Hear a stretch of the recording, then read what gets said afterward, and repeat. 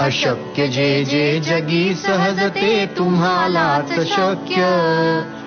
तुम्ही कोण हे ओळखणे ही मानवान शक्य.